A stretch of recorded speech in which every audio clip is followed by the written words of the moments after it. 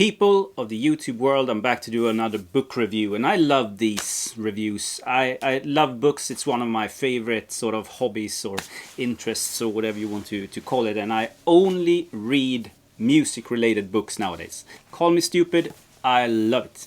And especially when you find sort of record or vinyl related books, it's there's something special with it, isn't it? But I have to say that back in 2018 when I got this book and I read it the first time, I wasn't a big fan of it, I have to say. But the more I have read it now after that, yeah, it's growing on me. It's really growing on me, and I wanted to give you my 5 cents on this book. So let's find out if or why vinyl matters.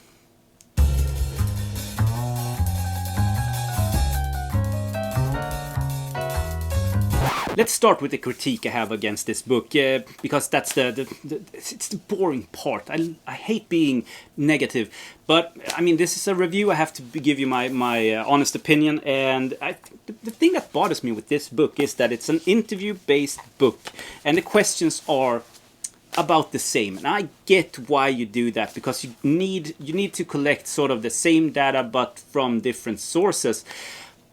But we're talking about vinyl music here. There's obviously a bunch of answers that you can give, but in my opinion, when you read it, it's like after a while, they answer the same questions with the same answers, if you get what I mean. And the first interview is just clickbait, because they interview, or the book starts off with Lars Ulrich, and I'm not a huge fan of Lars Ulrich from Metallica, so I guess that I mean, they need to sell books, and Lars Ulrich is a big name, so obviously, but he doesn't tell you anything of interest, in my opinion. So yeah, that's the small critique. Let's get into the best parts of this book. Overall, it's a great book, and let me tell you why it's a great book. So I have no idea when you're watching this, but today this is still in print. It was published in 2018, but it's still in print today. So if you want a copy, go down and check the links below. The book is written in 2018 by Jennifer Otter Bickerdike. I hope that I pronounced the name right there. And she has done a fantastic job in collecting sort of more or less famous collectors of music into the book. You have Fatboy Slim, Mike Ness, Henry Rollins, Fab Five, Cut Chemist, Maxi Jazz, Ben Blackwell, Steve Hackett from Genesis, and Nick Hornby, the famous sort of author of High Fidelity, the Bible for record nerds. And not to get too political, but I love that this is written by a girl or a woman, because this is an industry that is still a man's world, even if women are taking more and more space in the sort of record collecting community. But watching statistics on this channel, I think I have 98% men watching my videos, and that's a huge bummer. So seeing a book written about vinyl records by a woman is so cool. And I hate that I am surprised 2022 or 2018 that a woman get the opportunity to write a book about vinyl records. It's just, I don't want to live in a world where I get surprised. But maybe that's more on me than I don't know. I mean, we go out with a bang. Drum roll, Lars Ulrich.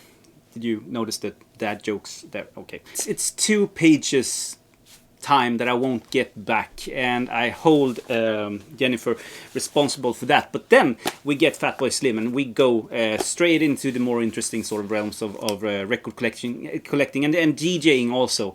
It's very heavy DJ heavy. When we talk about the people she's interviewing, it's very DJ heavy. But then again, I think that depending on where you live and where you get your sort of influences from as an author, if in this case the DJ culture is heavy, I mean, that's sort of logical. And after Fatboy Slim, you get the interview with Henry Rollins, and man, I have a man crush on Henry Rollins when it comes to his sort of he's the best spokesman, in my opinion, when it comes to vinyl records. He seems like he has strong opinions, but in par with my own. And even if we don't sort of collect the same music, or when I read interviews with him, he talks a lot about the punk movement, obviously, and stuff like that. I can't really connect with him on that sort of music genre level, but collecting records, he talks about it with such passion. I can only sort of describe it or compare him with Mats Gustafsson, but on the jazz side. Now Mats isn't in the book, but Rollins is, and as I said, I think that he's a beautiful spokesman for the vinyl format. And the book ventures on to give us interviews with Fat Mike and also Steve Hackett, of all people, from Genesis, which I enjoyed a lot. And few interviews seems unnecessary, if you get what I mean. I mean, the most of the people are deeply connected with the sort of the vinyl format, even if it's on the artist side or the manufacturing side or the publicity side or graphic artists or record store owners. So what we get is the interviews, but also fantastic, and I say fantastic a lot, I'm sorry, beautiful photos of the artists that they are interviewing, or just records in general. And in my opinion, if you are getting one coffee table book, this is a good one to get, because it's so easy to just grab it, read 2, 3, 4 interviews or something like that, and just put it down again.